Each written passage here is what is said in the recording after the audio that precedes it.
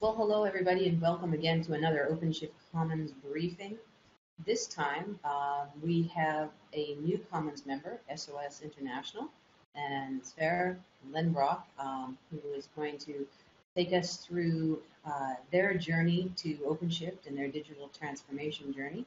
And we'll have the same format as we usually do, Q&A via the chat while Sverre does his presentation, and then live Q&A afterwards. So without any further ado, I'm going to let him take it away and introduce himself and probably pronounce his name correctly. So thank you. Thank you. Yes, my name is Sverre Lenbroch, working with technologies and disruption in SOS International. And to give you a short introduction to who we are is, at a glance, working with assistants in the Nordics, Denmark, Sweden, Norway, and Finland, handling travelers and health insurance on behalf of mainly insurance companies. And then, of course, we have roadside assistance for most countries. By the numbers, we are around 1,200 employees working internally, and then we have the external networks, which gathering around 5,000 people, speak 37 languages, so we can talk with the most people around the world. To get to the stack, we have in the stack running quite a bit, actually. We sort of bought the whole stack. We had a couple of tests, introductions with the platform, and finally we bought the platform. We have installed Fuse, the BPM suite, former BPM suite, now Business Automation, and we have Red Hat Mobile running, and Freescale is planned to be activated soon, but we are not working with that at the moment. CI/CD, we're using Jenkins, both for the legacy systems that we are handling at the moment, and of course in the new platform where most of the processes are automated. The legacy is still manually handled. And I think what's interesting about this platform is that actually we used to be a Microsoft house. We had only 2 Linux servers running, and still we thought that Red Hat would actually be the right platform to make this transformation. We are running close to 200 different legacy systems internally, 3 different case systems, 2 ERP systems, and so forth. And had actually started out last year with this project. We have a remote medical service running on this platform that is quite interesting. We have an on-site project which is a new platform for the roadside assistance for the lorries and the different stations that we have in the Nordics. And then we're actually looking into a migration program with some of our current legacy systems. We have around 18 Java applications that we can migrate into containers and run on the OpenShift platform. I think when it comes to digital transformation, the technology needed, I think that was spot on taking this platform on. I think I will go into a few details about especially the remote medical service running on this. Just to give you a quick view, this is some of the basic functionalities that we put in. We have what we call Help Me, former iCare, if somebody knew about our project. That is meant for the end users. And when I'm talking about the end users, this is the customers of the insurance companies that we are handling. This is an app that you can use when you are traveling or as an expat, where you can get in connection with some local doctors of yours in your native language. We have doctors speaking 5 different languages in this platform handling, and of course, through our provider network that is handling most of this. So we have this end-user application, and we have what we call the WeCare platform, which is mainly aimed for our internal doctors and case handlers who's looking into these different cases. This is based on, we have video, voice, chat built into this platform, and you can actually book doctors and case handlers directly in this platform.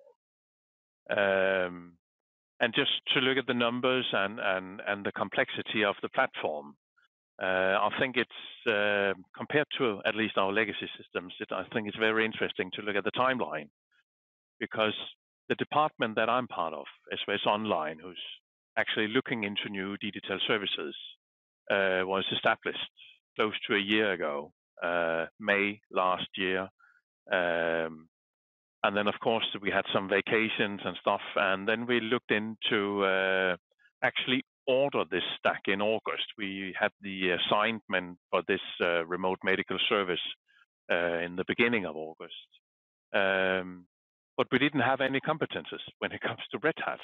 So we actually teamed up with Red Hat and have a dedicated development team, mainly with mobile developers in Ireland, working with us together with some competences, some architecture people for the platform, for the mobile. We have one for the BPM platform and one working with integration on Fuse, actually, to build this platform.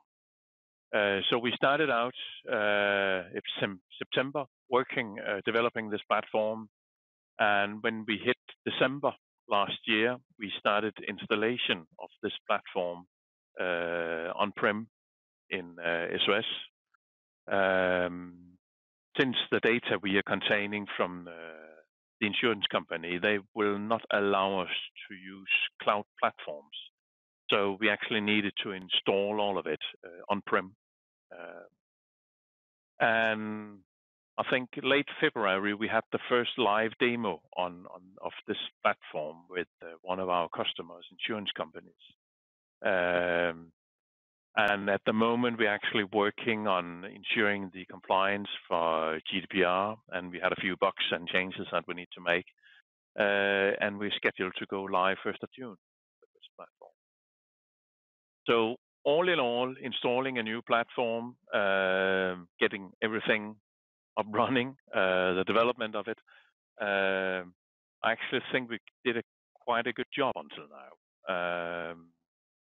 Of course, supported by the Red Hat team that has been doing most of the development for us. Of course, we have been hiring in people to take over this. They're still onboarded, some of them. I think 3 or 5 people are still on. But we are slowly taking over the development ourselves. Of course, we have some education running. We have architects running around helping us, because I think one of the most important thing is actually the architecture when it comes to the middleware in this platform. So it has actually been quite a challenge for this. When it comes to challenges, I think getting the technology right is one thing. And we had a lot of help doing that. But I think the main challenge is actually new trends, legal requirements, sort of like GDPR. I would get back to that. And then, of course, the cultural thing. When we look at it from my perspective, I'm focusing on mainly 3 things.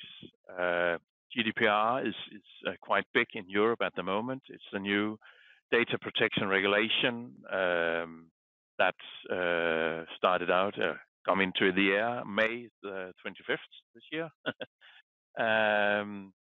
which changed a lot since people can have quite a big fine when not handling this proper way.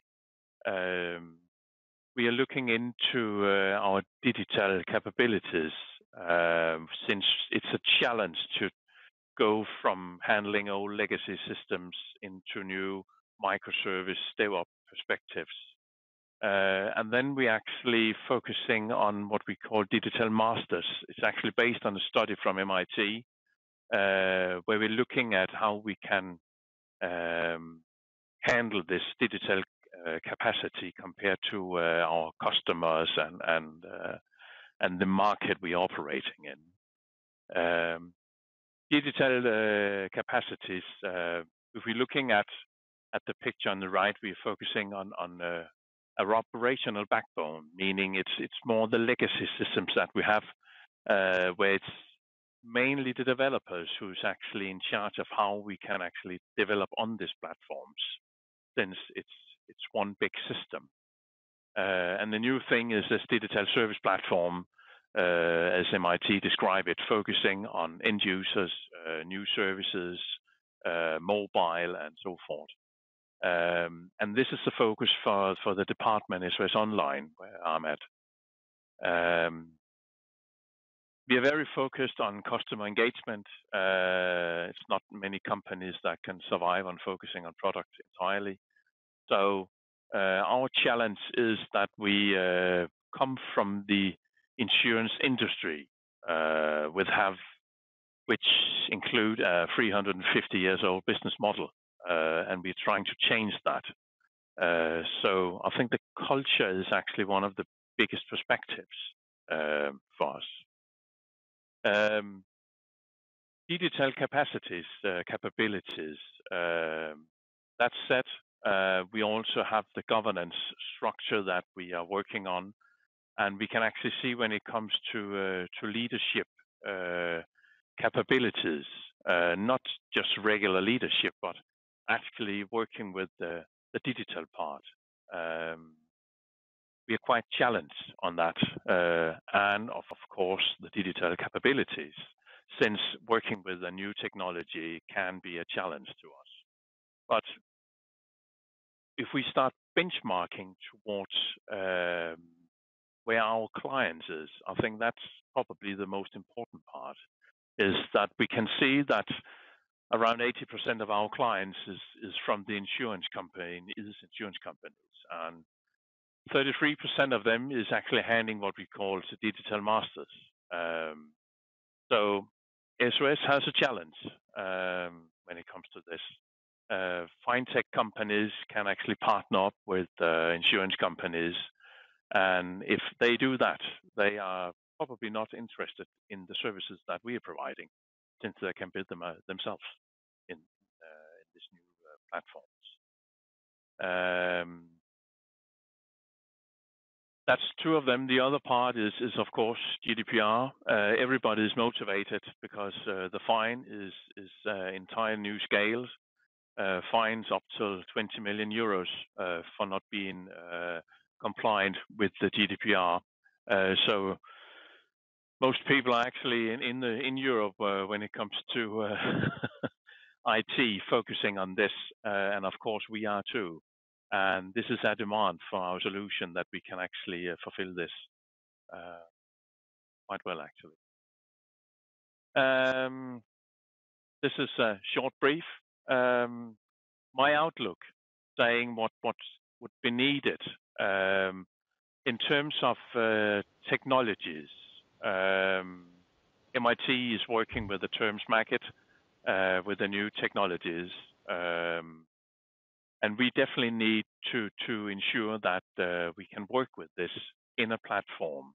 But as I describe it, the pure business value lies in the complexity of a solution across these new technologies, including blockchains, machine learning, and so forth. And the demands for the legal demands, especially the GDPR in Europe,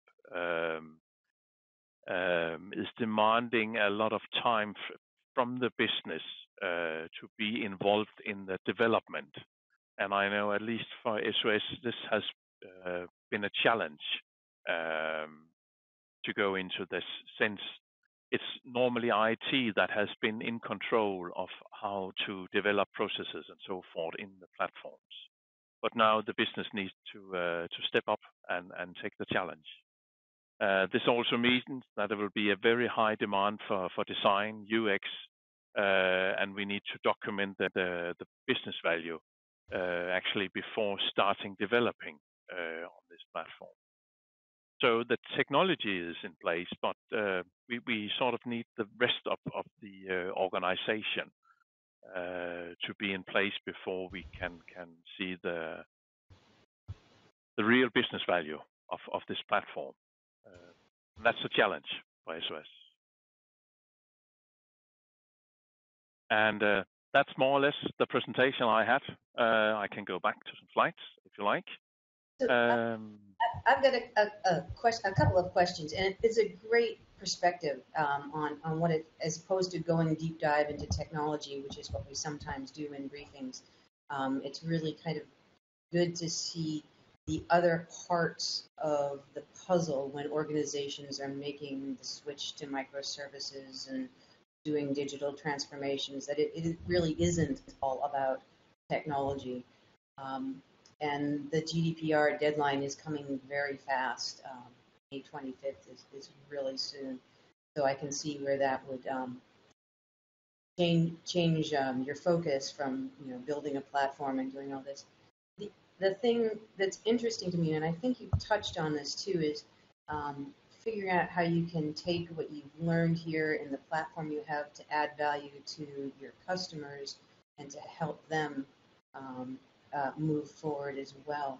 And I think that's to me, conceptually, that's one of the biggest values that any organization can have with their customer base or with their ecosystem, is to be able to share the wealth of knowledge, but also to extend the reach of their businesses into other aspects and to their customers' ecosystems as well.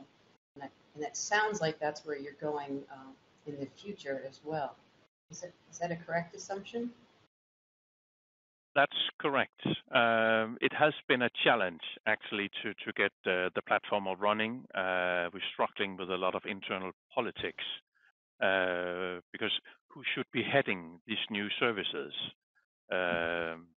It's always fun to start developing something new, but still we have to optimize the old processes, the old legacy systems, and so forth.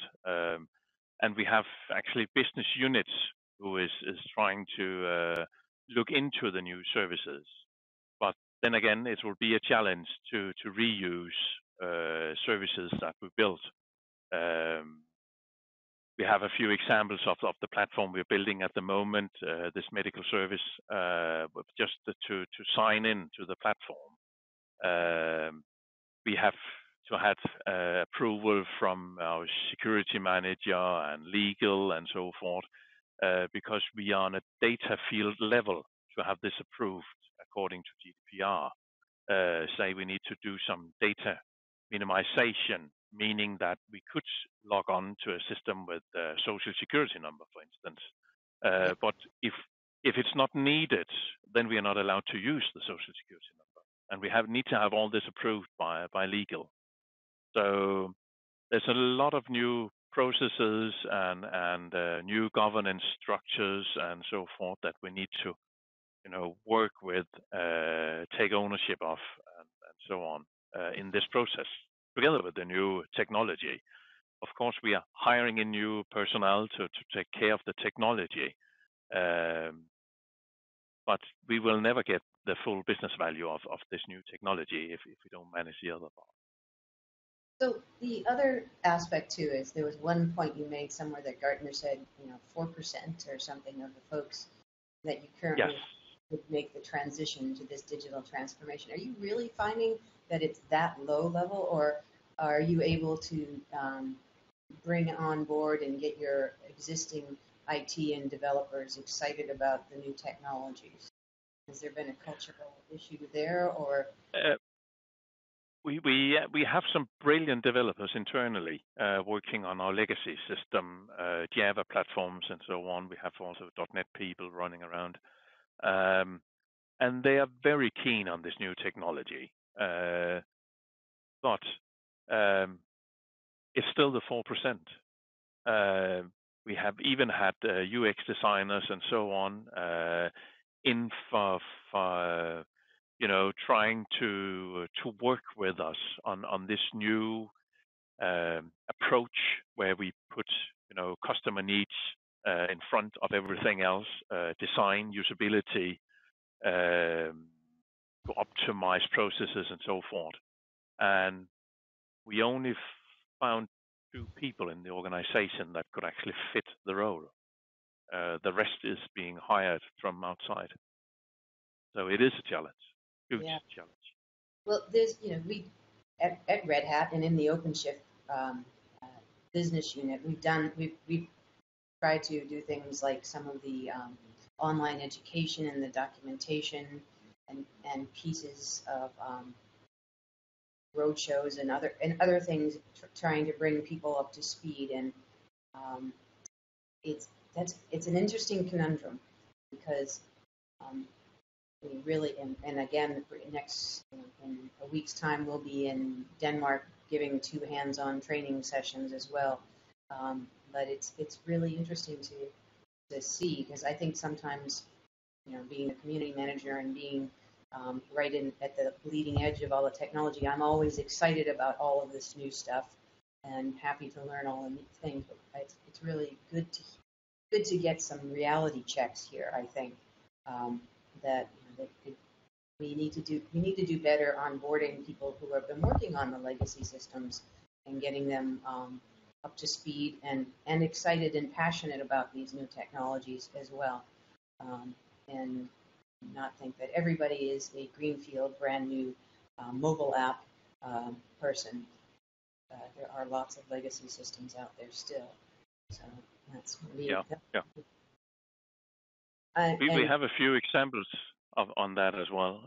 Since the first project we made, we were allowed to make an app for that, but we were not allowed to change the processes. So it's a very good example that the business is hanging on to old processes and the old habits, and not willing to change it. Well, it is a 350-year-old, industry, so but we see lots of others, automotive, and we mentioned financial and healthcare. There's lots of other industries that have been around for a long time too that have made the shift to digital, and so try and collaborate and learn from them as well. You mentioned here on this future outlook page in front of me, and I can't help but ask about blockchain and ML and AI, and where do you think, and what frameworks do you think you'll be pushing forward, and where in the applications do you think you might be taking advantage of those technologies? I think blockchain and AI is very hyped at the moment.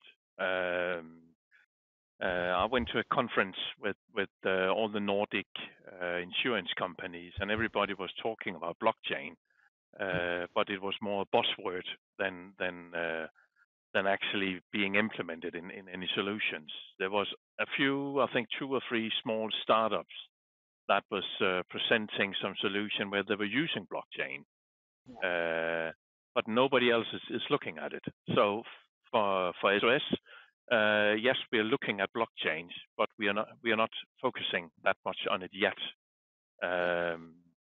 The machine learning, yes, and the AI, still we are more focusing on analytics at the moment, big data, small data, because when we have, when we have been looking into the data probably, then we can start looking at patterns and so forth, and then we can start developing something about AI, ML maybe. And I think the blockchains, I would like to see that be a bit more mature before we're taking that on, actually. I was just reading something recently I have too many techies in my Facebook feed, and someone had started a thread around issues around identity management and blockchain. And it'll be interesting to see as GDPR comes into effect and we have rules and regulations about the identity management components and how we use them, and then the encryption that is part of blockchain, and how the two technologies collide or collaborate or help each other. I'm waiting to see some of the blockchain maturity come out, because for me, and I think with the GDPR stuff, the auditability of the processes and the compliance regulation is going to be essential. And I'm still trying to get my head around that aspect of blockchain. And I think we might be, and that might be a topic for a future OpenShift Commons briefing with some of the blockchain experts inside of Red Hat and the identity management folks that could come in the future, because I'm very curious to see how we manage all of those relationships and audit trails. Yeah. So it's Sverre, yeah, just one question, Sverre. What about the connected cars? I guess you have started, just touching on it, as I see at least from your website, but I guess that is somehow something that you also will pursue, right? Yeah, definitely. We focusing on e-call at the moment, where we should be integrating into cars as well, as a service for the car manufacturers in the Nordic, part of the ARC cooperation in Europe. But still, this is very new,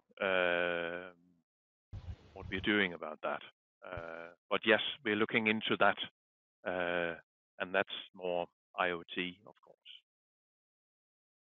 So we have a pretty active group of automotive industry folks, so we'll have to hook you up with them, so we don't do any reinventing of the wheel, or at least you can share what you've learned with them as well. Yeah. Automotive sake. That'll be perfect. I know a few folks that would be very interested to hear what you're thinking about there as well. So I'm not seeing any other questions from the audience. And actually this is the perfect length for a presentation as a briefing, as opposed to yesterday we did one that went over an hour. So I'm really pleased and grateful for you spending the time with us today, and looking forward to, I think, meeting you in person at Red Hat Summit and the OpenShift Commons Day there, May 7th through 10th. In San Francisco, as I am flying over to their neck of the woods for next week. It'll be a lot of time zone challenges, I think, in the next month or so for all of us. So hopefully we can get a cup of coffee and sit down, and I can connect you with some of the automotive and blockchain and ML folks at Red Hat Summit. And if that'll be great. If people want to reach out and connect with him, I think I've put you on the Slack channel for OpenShift Commons. And what's the best way to get a hold of you if people would like to talk with you? Send me an email or connect through LinkedIn. Perfect. All right. Well, thank you very much, Sverre, for joining us, and Sverre for being a wonderful presenter. Thank you. Yeah, you're welcome. Have a good day.